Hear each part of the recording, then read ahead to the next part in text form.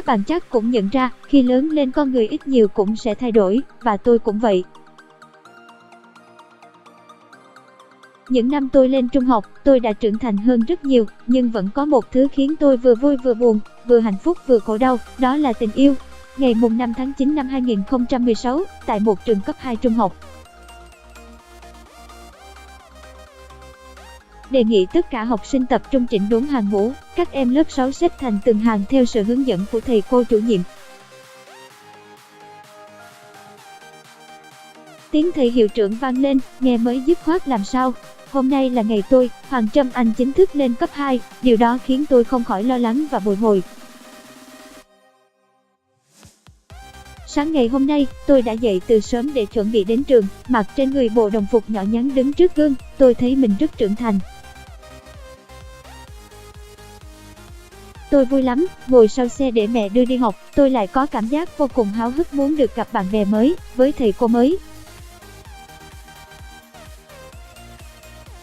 Tôi nghĩ mình đã lớn, nhưng lại không ngờ rằng, những năm tháng ở cấp 2 của tôi mãi là một ký ức đáng nhớ, khi tôi gặp được định mệnh của đời mình.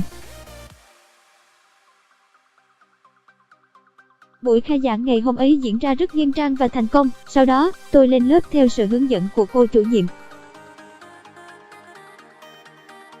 Nhìn qua, hầu hết các bạn đều là bạn cũ của tôi, nhưng cũng có thêm vài gương mặt mới lạ. Từ nhỏ tới giờ, mọi người trông tôi thẳng thắn, còn cả hơi ác nữa nên tưởng rằng tôi có nhiều bạn bè lắm, nhưng không, tôi chỉ có duy nhất một đứa bạn thân, đứa mà tôi tin tưởng nhất, đó là Ly. Nó tuy trầm tính, lại ít nói nhưng chẳng hiểu sao tôi lại chơi thân với nó nữa.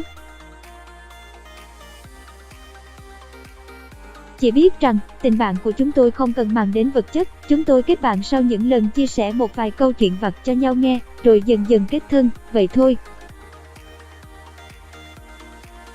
Nếu không nhờ có nó, chắc tôi sẽ trở thành con tự kỷ trong lớp mất. Tôi nhanh, thấm thoát đã được 2 năm học. Thời gian trôi qua quả thực nhanh, mới ngày nào tôi còn là con nhóc bé tí bé tẹo lớp 6 mà giờ đã lớn hơn, chững chạc hơn nữa.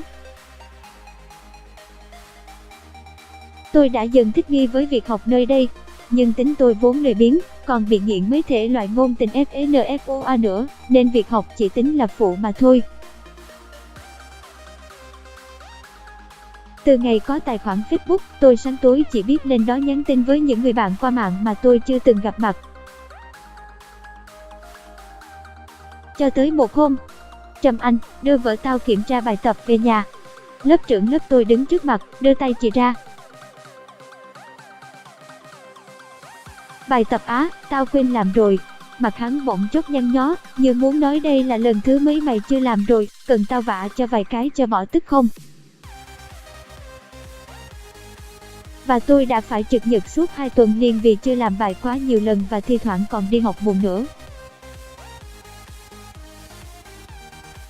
Đấy, cậy mình là lớp trưởng rồi suốt ngày kiểm tra đủ thứ, nếu không làm thì lại bị phạt trực nhật.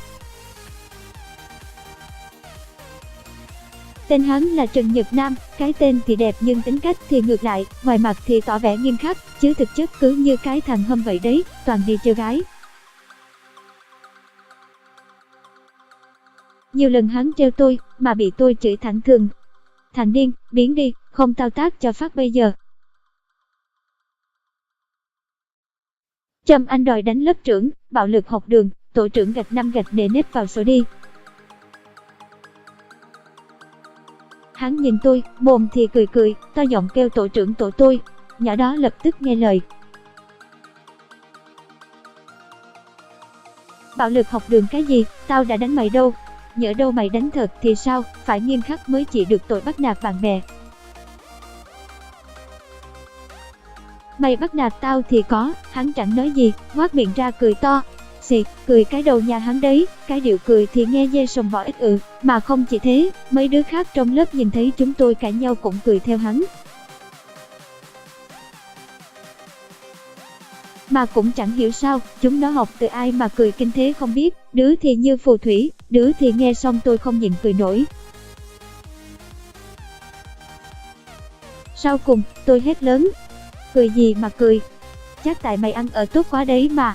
tên lớp trưởng Nhật Nam lại chế giễu tôi, nhưng trong câu nói vẫn mang hàm ý trêu đùa. Tôi đáp lại cũng bằng một câu nói đùa. Ngại quá, được bạn nam khen tớ cứ bị ngại thế nào ý, mà chắc tại bạn ăn ở thức Đức nên ghen tị với tớ chứ gì, ha ha ha ha. Nghe tôi nói xong, cả lớp ai cũng chẳng nói với ai câu nào nữa, tiếp tục ngồi làm việc riêng. Còn tôi thì lấy quyển truyện ngôn tình của mình ra cày nút.